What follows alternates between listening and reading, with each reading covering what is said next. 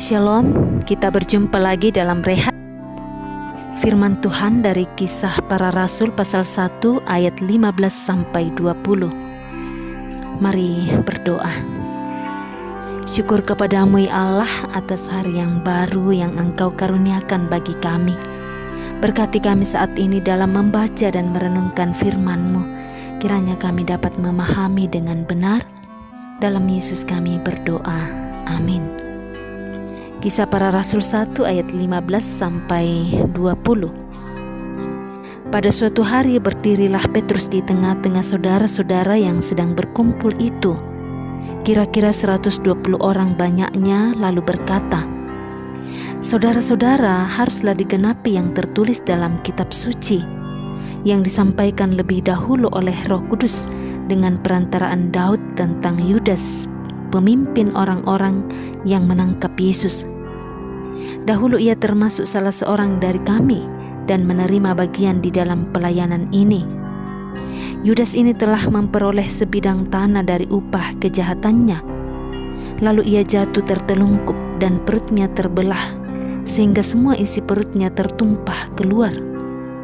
Hal itu diketahui oleh semua penduduk Yerusalem, sehingga tanah itu mereka sebut dalam bahasa mereka sendiri Hakal Dama, artinya tanah darah. Sebab ada tertulis dalam kitab Mazmur, biarlah perkemahannya menjadi sunyi, dan biarlah tidak ada penghuni di dalamnya, dan biarlah jabatannya diambil orang lain. Amin." Tema renungan kita, buah kejahatan. Bapak Ibu Saudara yang dikasihi Tuhan, siapa yang menanam, dia yang akan menuai. Ungkapan ini mau menggambarkan tentang hukum tabur tuai, sebab akibat antara apa yang kita lakukan dan hasil yang kita peroleh. Peribahasa ini pun nyata terjadi dalam hidup seorang Yudas. Bacaan hari ini menuliskan bahwa pengkhianatan Yudas terhadap Yesus adalah sebuah kekejian. Yudas menjadi tidak setia dan hidup dalam kejahatan. Pikiran, perilaku, dan tindakan Yudas bertentangan dengan standar kebenaran Tuhan. Dan hasilnya Yudas menuai beberapa hal dari perbuatannya itu. Pertama, kehilangan jabatan kerasulan. Yudas adalah salah seorang dari murid Yesus. Ia dipanggil dan dibenarkan oleh Yesus secara langsung. Keterpilihan Yudas ini sangat spesial, karena tidak semua orang dipanggil secara khusus pada waktu itu untuk menjadi murid Kristus.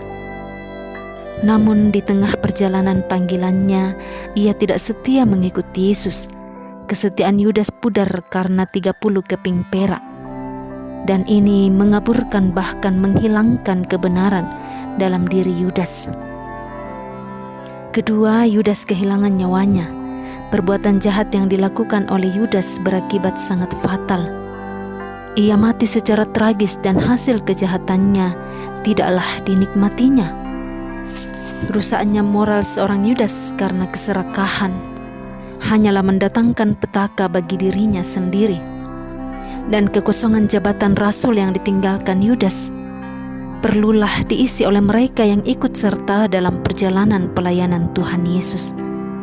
Saudara yang dikasihi Tuhan, sebagai orang yang telah dipanggil dan dikuduskan oleh Kristus sendiri, kita perlu memproteksi diri kita dari godaan-godaan dunia yang dapat membuat kita tidak hidup sebagai orang yang telah dibenarkan. Setiap pilihan yang kita ambil akan membawa konsekuensi. Jika kita setia pada Yesus, maka kita akan menikmati hidup. Tetapi jika memilih untuk berpaling darinya, maka kita akan kehilangan hidup sama seperti Yudas. Amin. Mari berdoa. Ya Bapa, teguhkanlah iman kami untuk senantiasa hidup setia kepadamu. Jangan biarkan kami jatuh dalam kejahatan ya Tuhan, namun biarlah kami selalu hidup dalam tuntunan dan kehendak-Mu. Di dalam Yesus kami memohon. Amin. Demikian firman Tuhan saat ini. Mari senantiasa hidup taat kepada Tuhan. Tuhan menyertai kita.